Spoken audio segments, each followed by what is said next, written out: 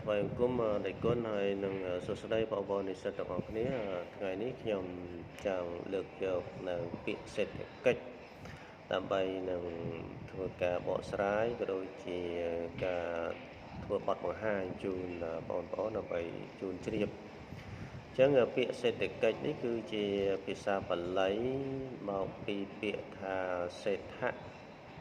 និងកិច្ចសេដ្ឋៈប្រែថាប្រសើរកិច្ចគឺការងារដែលបុគ្គលក៏បីធ្វើអញ្ចឹងសំដៅទៅលើកិច្ចការណាដែលមានលក្ខណៈល្អប្រសើរឲ្យមានសេចក្តីចម្រើននៅក្នុងក្រុមគ្រួសារក៏ដូចជាក្នុងសង្គមជាតិធ្វើឲ្យជីវភាពមានលក្ខណៈល្អប្រសើរឡើងបានលោកហៅថាសេដ្ឋកិច្ចបាទនៅក្នុងពាក្យសេដ្ឋកិច្ចនេះលោកសង្ឃបាតិសេគាត់បាននិយាយថាសេដ្ឋកិច្ចគឺជាសកម្មភាពទាំងឡាយដែលតាក់ទងទៅនឹងផលិតកម្មបាទតាក់ទងនឹងផលិតកម្មជាសម្ភារៈនិងផលិតកម្មមិនមែនជាសម្ភារៈសំដៅទៅលើទំនិញឬក៏សេវាកម្មបាទដើម្បីធ្វើការចែកចាយប្រើប្រាស់បាទគាត់បាននិយាយទៀតថាសេដ្ឋកិច្ចគឺជាការកើតឡើងនៅទិដ្ឋភាពនៃការប្រសើរតាក់ទងគ្នារវាងមនុស្សនិងមនុស្សរវាងក្រុមមនុស្សនិងក្រុមមនុស្សបាទតាមរយៈផលិតកម្មសង្គមបាទផលិតកម្មសង្គមយើងឃើញមានផលិតផលទំនិញផ្សេងៗហើយនឹងសេវាកម្មនឹងឯងបាទហើយនៅក្នុង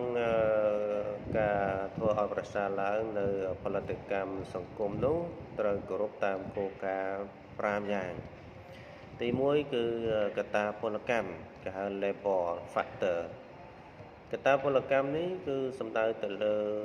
អ្នកដែលធ្វើការឬក៏កម្មករត្រូវមានចំណេះជំនាញបទពិសោធន៍បច្ចេកទេសហើយនឹងកម្លាំងកាយនិងកម្លាំងចិត្តនៅក្នុងការបំពេញការងាររបស់ខ្លួនបាទកត្តាទី2គឺកត្តាមូលធនកត្តាមូលធននេះគឺយើងសំដៅទៅលើទ្រព្យសម្បត្តិជាដីធ្លីជាអគារឬក៏ជាឧបករណ៍ដើម្បីផលិតនៅផលិតកម្មផ្សេងៗបាទកត្តាទី3គឺកត្តាធនធានធម្មជាតិកត្តាធនធានធម្មជាតិនេះគឺសំដៅទៅលើវត្ថុធាតុដើមដែលយើងមានបាទដូចជាប្រទេសខ្លះគាត់មានធនធានច្រើនប៉ុន្តែគាត់អត់មានបច្ចេកទេសក៏ដូចជាចំណេះដឹងនៅក្នុងការផលិតនៅផលិតកម្មទំនិញសម្រាប់គ្រប់គ្រងនៅក្នុងប្រទេសនោះទេអញ្ចឹងត្រូវមានទំនាក់ទំនងជាមួយនឹងប្រទេសដទៃទៀតដែលមានគេបច្ចេកទេសច្រើនដើម្បីប្រែក្លាយនៅវត្ថុធាតុដើមទាំងអស់នោះទៅជាទំនិញឬក៏ទៅជាផលិតផលផ្សេងៗ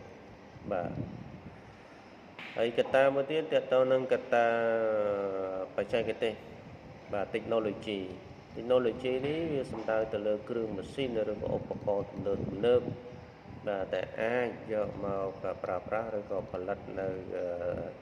ផលិតផលទាំងអស់ឲ្យដំណើរការឬក៏ប្រព្រឹត្តទៅបានបាទហើយកត្តាទី5គឺកត្តាទេពកោសល្យរបស់សហគ្រិនឬក៏និយោជកបាទតែជាអ្នកដឹកនាំនៅរោងចក្រសហគ្រាសឬក៏ស្ថាប័នទាំងឡាយដោយទេពកោសល្យឆ្លៀសវៃបាទហ៊ានប្រថុយនៅក្នុងស្ថានភាពជាក់ស្ដែងហើយប្រកបដោយភាពជាអ្នកដឹកនាំបាទភាពជាអ្នកដឹកនាំអញ្ចឹងសរុបដោយខ្លីមកការដែលធ្វើឲ្យសេដ្ឋកិច្ចរបស់រដ្ឋមួយដែលអាចរីកចម្រើនទៅបានគឺអាស្រ័យទៅលើផលិតកម្មសង្គមនឹងឯងបាទហើយវិស័យធំតែសំខាន់បំផុតនៅក្នុងការទ្រទ្រង់ឬក៏ធ្វើឲ្យសេដ្ឋកិច្ចអាចដំណើរការទៅបានគឺមានវិស័យកសិកម្មវិស័យឧស្សាហកម្មនិងវិស័យសេវាកម្មទាំង3ហ្នឹងគឺជាចរន្តឈាមដែលមានដំណាក់ដំណងគ្នាចងភ្ជាប់គ្នាមិនអាចកាត់ផ្ដាច់ពីគ្នាបានទេ ចឹងយើងដឹងថាកសិកម្មគឺជាវិស័យមួយដែលផលិតស្បៀងអាហារដើម្បីចិញ្ចឹមប្រជាជននៅក្នុងរដ្ឋឬក៏ជាការផលិតនៅវត្ថុធាតុដើមដើម្បីដាក់បញ្ចូលទៅក្នុងវិស័យឧស្សាហកម្មចឹងវិស័យឧស្សាហកម្មគឺជាវិស័យមួយដែលបំលែង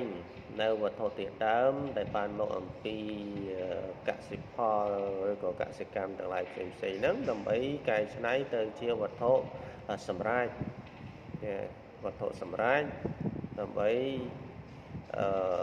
ប្រើប្រាស់នៅក្នុងរដ្ឋក៏ដូចជាបញ្ចេញទៅក្រៅរដ្ឋបាទដើម្បីទទួលបាននៅប្រាក់កម្រៃច្រើនហើយនឹងវិស័យមួយទៀតគឺវិស័យសេវាកម្មដែលយើងមិនអាចនឹងកាត់ផ្ដាច់ទេវិស័យសេវាកម្មហ្នឹងវិស័យសេវាកម្មនេះរាប់បញ្ចូលទាំងពាណិជ្ជកម្ម